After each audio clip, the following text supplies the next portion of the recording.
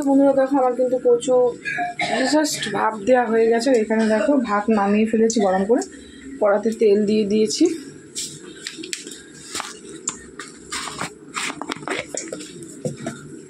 এবার এখানে কেটে রাখা বেগুনগুলো একটু ভেজে নেব।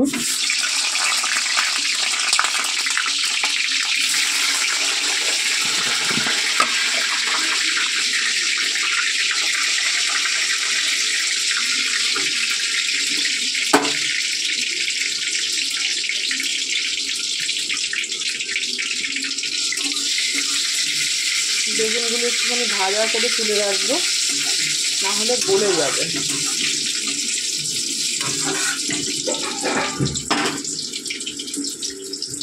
আর দেখো মাছের জন্য দুটো লঙ্কা চিড়ে নিয়েছি, কারণ এর মধ্যে যে আদা পেস্ট হবে, আদা পেস্টের মধ্যে লঙ্কা আছে, এর জন্য জাস্ট দেখতে সুন্দরের জন্য দুটো লঙ্কা আমি ফোড়ন দেবো।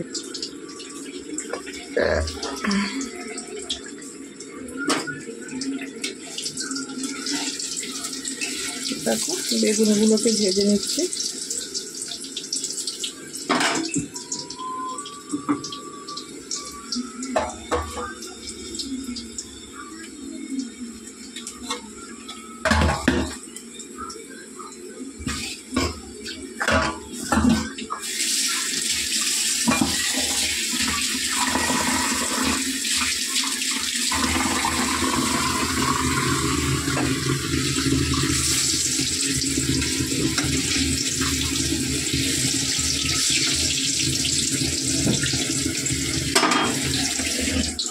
বন্ধুরা কচুগুলো একটুখানি ধুয়ে নেবো ভালো করে।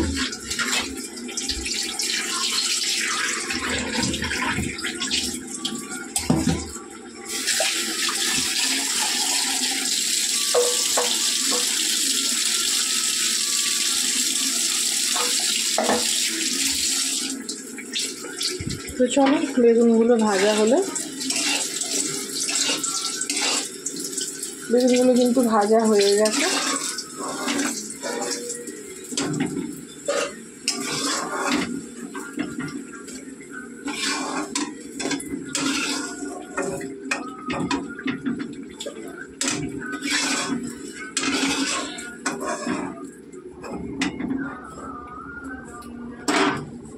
দেখো 2-4টে কালো জিরে দিয়ে দিলাম, আর দুটো লঙ্কা চিড়ে দিলাম, কারণ একটু আদা পেস্ট দেবো। তোমাদেরকে আগেই বললাম আদা পেস্টের মধ্যে কিন্তু লঙ্কা দেওয়া আছে। তো বন্ধুরা একটু হলুদ আর লবণ আর দেখো একটু আদা লঙ্কা বাটা দিয়ে দিয়েছি।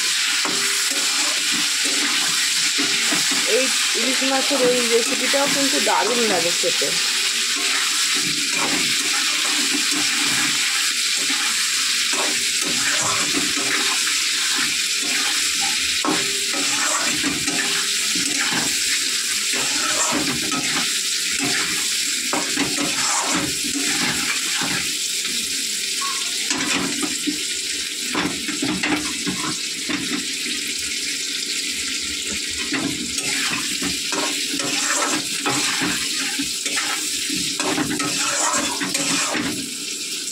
তো বন্ধু এটা কষা হোক, এটাতে জল দিব, তো সর্ষে বাটা দেবো একটু পরে। বন্ধু দেখো এটা কিন্তু জিরে না, আদা বাটা লঙ্কা বাটা কিন্তু ভালো করে হয়ে গেছে। এবার আমি এর মধ্যে জল অ্যাড করবো।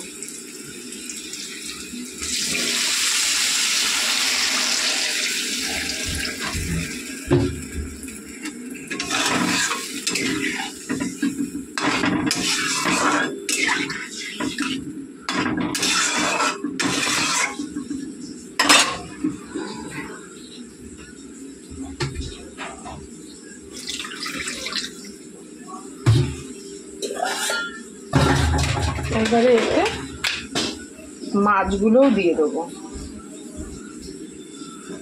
মাছগুলো সেদ্ধ হলে বেগুন দেবো, দিয়ে সর্ষে বাটা দিয়ে 2 মিনিট ফুটিয়ে নামিয়ে ফেলবো, তাহলে আমার কিন্তু রেডি। তো দেখতেই পারলে আমি মাছগুলো দিয়ে দিলাম। এবার মাছটা তো সেদ্ধ হতে হবে। আমরা কিন্তু এইভাবেই খাই, একটু ভাপা খাই।